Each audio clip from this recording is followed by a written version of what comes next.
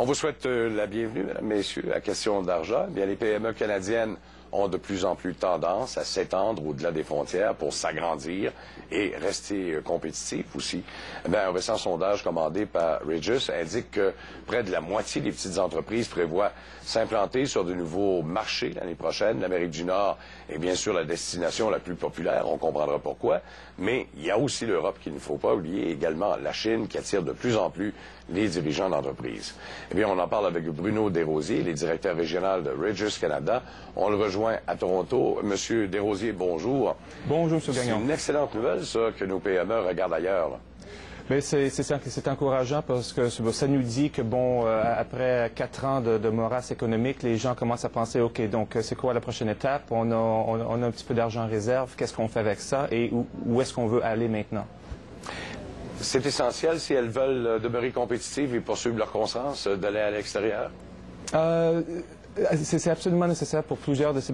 évidemment, ça dépend des rêves de l'entrepreneur, mais comme on a vu dans le dossier, presque 50% des entrepreneurs disent que pour croître, il faut vraiment aller à l'extérieur de notre marché traditionnel. Donc, c'est des très bonnes nouvelles pour le marché québécois, pour le marché canadien et au niveau international aussi, pour toute l'innovation qui se passe maintenant en silence au Québec depuis quelques années. Bon, il ne faudra pas s'étonner de savoir que c'est l'Amérique du Nord qui est la destination privilégiée. On comprendra parce que c'est plus proche, là. Absolument, mais pour l'Amérique du Nord, on n'a pas besoin de regarder loin. Si on regarde seulement entre aller de Montréal à Québec ou aller de Québec à New York ou Montréal à Los Angeles, donc on n'a pas besoin d'aller très loin pour voir où est-ce qu'on peut s'étendre et étendre le marché de nos affaires. Et on a un bel exemple, un de nos clients à Montréal, ça faisait 2-3 ans qu'il pensait aller du côté de Québec, mais bon, il se demandait, parce qu'au Québec, c'est un petit peu particulier au niveau du marché. Puis soudainement, il y a 6 mois, il dit, OK, Bruno, on est prêt à faire le plongeon. On est prêt à avoir un numéro de téléphone 418. On va aller à votre centre de Sainte-Foy. Donc, les distances n'ont pas besoin d'être très longues pour pouvoir atténuer le risque que toutes les petites entreprises ont pour essayer de percer un nouveau marché. Oui, effectivement, parce que là, la technologie les aide beaucoup là, à l'heure actuelle. Oh, absolument. Pas besoin de partir avec de grandes infrastructures, beaucoup d'employés. Quelques-uns, parfois, suffisent. Mais c'est ça. Donc, on fait beaucoup de bureaux satellites. Donc, que ce soit un bureau de Québec qui va ouvrir à Montréal, donc la solution de bureau virtuel offre un numéro de téléphone, une adresse, et ça offre l'opportunité aux entreprises de faire différentes étapes d'implantation dans un nouveau marché. Donc, on commence avec un bureau virtuel et dans 6 mois, on est prêt à avoir 2 ou 3 personnels dans le marché à temps plein. Donc, c'est une approche graduelle qui semble combler les besoins des chefs d'entreprise et qui atténue les risques financiers et de personnel qui sont toujours associés à des expansions. Et comme vous disiez, pas besoin d'aller bien loin non plus, là. Quand on parle d'Amérique du Nord, là, une entreprise du Québec qui veut prendre l'assaut du Canada va très certainement pas nécessairement passer directement à Vancouver. Elle va aller peut-être plus à Toronto dans un premier temps avant de s'expatrier vers l'Ouest. Alors donc, ça se fait progressivement et on comprend qu'il faut être le plus près de son propre marché pour être capable de contrôler aussi ce qui se passe.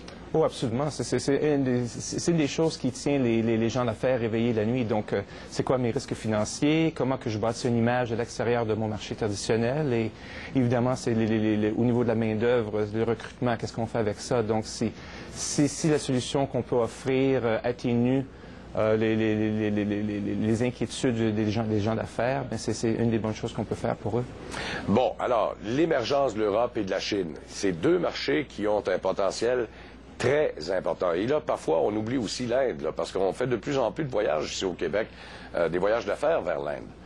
Absolument. Donc, évidemment, il y a l'Inde, il y a l'Asie et l'Europe. Donc, c'est une chose de voyager, mais une des choses qu'on offre aussi, bon, c'est les coûts. Donc, la dernière fois qu'on s'est parlé, on parlait, c'est que vaut 1 heure de votre travail, monsieur chef d'entreprise, que ce soit petite ou moyenne. Donc, si les gens d'affaires n'ont pas besoin de voyager 2-3 fois par mois en Inde ou en Asie ou en Europe, est-ce qu'une solution de vidéoconférence avec un studio à l'étranger peut aider au moins 1 fois par mois? Donc, on peut éliminer les coûts d'un voyage par mois.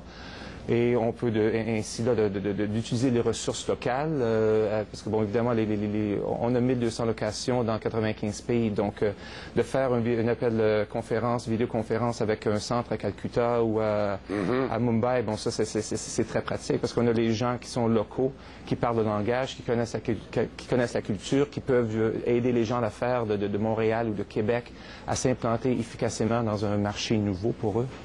Bon, évidemment, quand on parle d'expansion internationale, là, c'est pas le même jeu, entre guillemets, c'est pas le même game hein, qu'au niveau local ou même au niveau de l'Amérique du Nord. Là, une expansion internationale, ça s'accompagne de plusieurs défis. Lesquels, d'après vous, sont les plus préoccupants là, pour les dirigeants de PME? Les dirigeants de PME, ils sont très concernés au sujet de main-d'œuvre et comment bâtir une image appropriée qui respecte la culture locale. Donc, c'est pour ça que et évidemment, le temps. Là, à peu près 10-15 ans, ça pouvait prendre 6 mois, 1 an, 2 ans pour une compagnie canadienne ou québécoise de s'établir, par exemple, en Amérique du Sud, parce qu'au niveau taxation, c'était très, très, très difficile de s'établir. Maintenant, une petite PME de Québec ou de Montréal, elle veut établir un bureau au Costa Rica ou au Brésil. Bon, il donne un coup de fil au bureau Regus et en 24-48 heures, on peut avoir un bureau virtuel établi avec un numéro de téléphone local et une ressource de personnel local. Donc, on a nos agents dans nos bureaux qui parlent le langage, bon, ils sont bilingues, trilingues, ils parlent le portugais au Brésil et l'anglais, ils peuvent parler l'espagnol. Donc, c'est d'avoir des ressources immédiates disponibles pour s'implanter de façon efficace et d'éviter les pertes de temps. Donc, évidemment, en faisant des étapes, une étape de bureau virtuel pour 3-4 mois, donner le temps d'établir toute la paperasse qu'il faut pour s'établir de façon permanente et de là, d'avoir un bureau permanent avec des employés, 2, 3, 4 employés pour diriger le marché local, quoi. Bon, il y a le recrutement, établissement de l'image d'entreprise également qui est assez difficile, là, parce que quand on passe dans un autre pays, souvent de fois, c'est la mentalité qui change. Rappelons-nous, dans la vieille histoire de McDonald's, entre autres, ça n'avait pas été facile d'aller s'établir en Chine, ça n'a pas été facile plus d'aller s'établir en Russie. Ici, en Amérique du Nord, on est habitué de manger des hamburgers. Là-bas, ça fait la même chose. Alors, l'image d'une entreprise joue beaucoup également sur son établissement, là.